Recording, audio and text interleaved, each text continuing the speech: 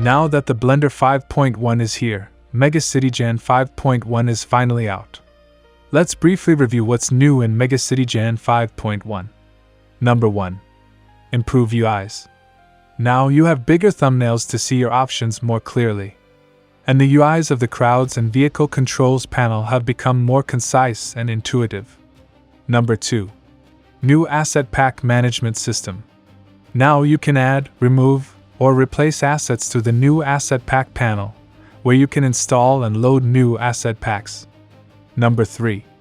Improve custom asset import capabilities. Using a new import template file, you can now replace many of the default assets with your own, and you can even replace some major materials of the city with your shaders, such as the asphalt, the ground, and bridges. Number 4. Support for a few third-party assets. You can now import humans from Procedural Crowds Pro and the cars from the Transportation add-on with a single click. So that's about it. If you're busy, you can leave this video now. If you want more details about the new updates and want to find out how these shots were created using the new features, please stick around.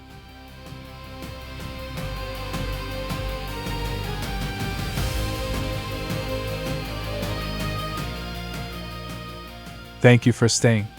Let's start with this one.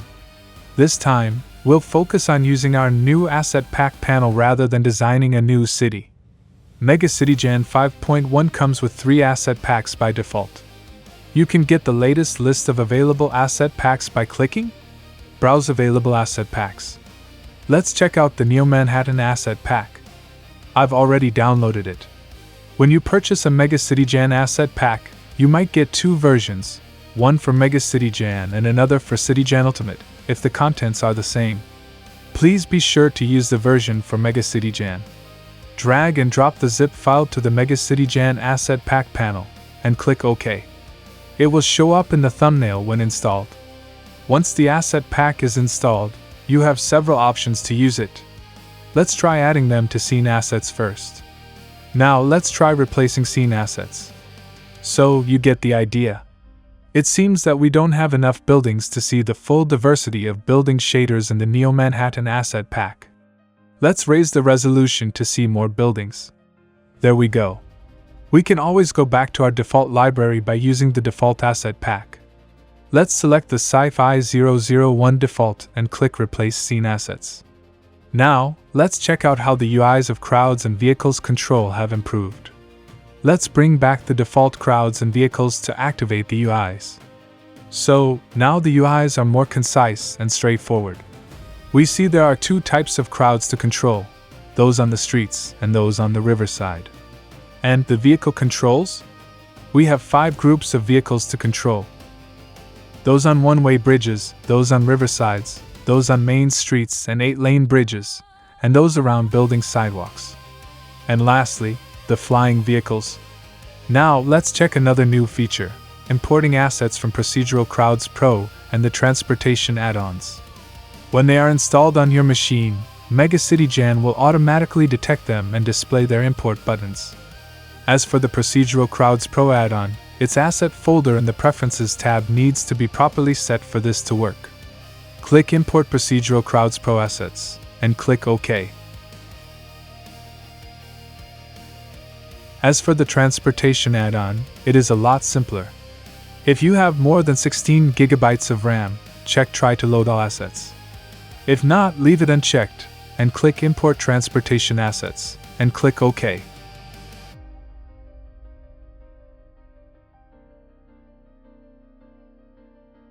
Did you notice MegaCitigen has distributed the crowds and vehicles to every corner of the city? No matter where you point your camera, you'll have crowds and vehicles moving around. Now let's save this file to get all MegaCitigen menus available. If you notice overlapping vehicles, try clicking Change Cars. And you can always go back to the default assets by selecting Sci-Fi number 001 default and clicking Replace Scene Assets. There we go. Let's bring back the crowds and vehicles. Let's install more asset packs.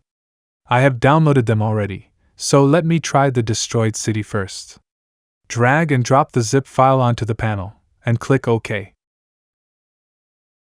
There we go. And then the astronauts? And then the robots. Let's add the robots to the scene.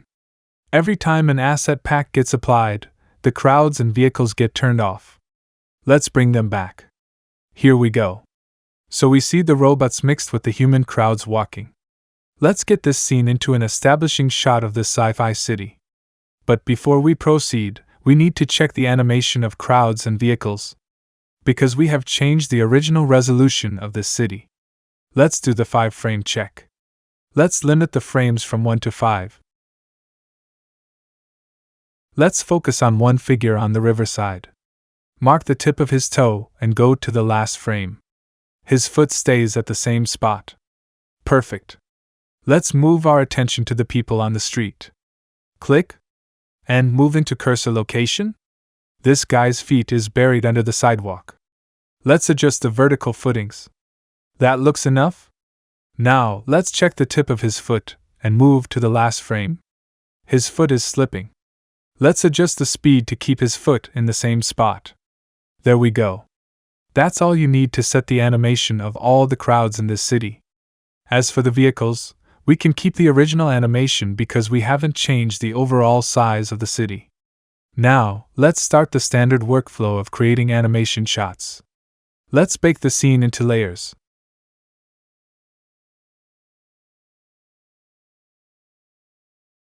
Now, let's find the best lighting for our scene. Go to the Environment Lighting panel, click Show Settings for the sky, and adjust the lighting. There we go. This looks best. Great contrast? Let's settle for this one. Let's set up the camera animation. Let's find a starting point of view. And I want a point of interest camera shot? But I can't see the button. So, let's click Set Current View to a new camera. And get out of the camera view, and now we can click Point of Interest Camera. Let's click that. Let's change the camera lens to 50mm to get a wider shot, and move to 48 frames later, which equals 2 seconds. The camera seems to be buried in a building. Let's go back 24 frames. We need to change the camera's orbiting direction. Let's go to the side panel. With the camera path selected, go down the panel, and right-click, and click Edit Driver, and click Expression, and change -1 to +1, and let's go back to 48 frames. That looks fine. Let's find the next view for the next 2 seconds. This looks okay. Let's make another center point for another orbiting shot. And let's click backwards/counterclockwise to make the camera move counterclockwise, and click Set Current View to a new point of interest camera.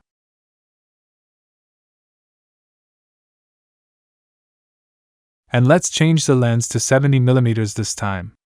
Now let's check how our camera work looks.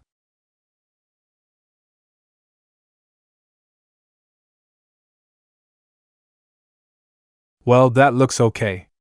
Let's add another 2-second shot. Move to frame 48 multiplied by 2, or 96. Let's find another view, click on our new center of orbit, and add another orbiting camera. And change the lens to 70mm. I think this is enough for this demo. Oh, I've forgotten to add logical details to the city. Let's unbake the city to add logical details. In case you don't know what logical details are, let me briefly explain. It can take several minutes for geometry nodes to make hundreds of calculations to make intersections and roads that make sense. So, we are postponing that to the last minute, until all other major features are finalized, such as the size and shape of the land mass, where the 8-lane roads flow, and how they get branched out with 4-lane or 2-lane roads. Then, at the final stage, you click Add Logical Details and bake the city into a set of layers that no longer need such time-consuming calculation. So, here we are. It's time to add motion blur and atmospheric depth to our scene. To do that, let's click the MegaCitigen compositor and click Render. I'm using an 16GB of RAM Intel i5 notebook for this demo.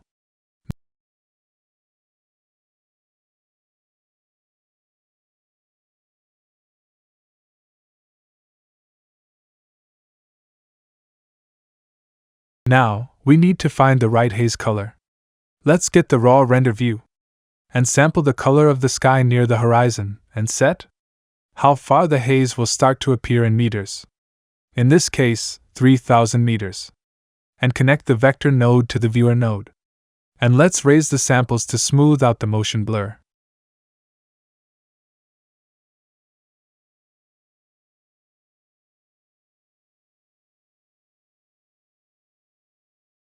There we go. Finally, let's make a rendering batch file by clicking Create and Show Render Batch File. Now we can save and close this blend file and run the batch file.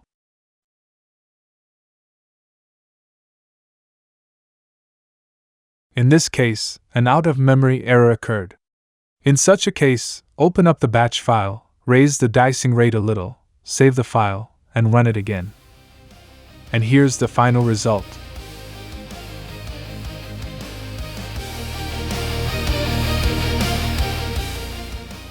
Thank you for staying till the end of this video.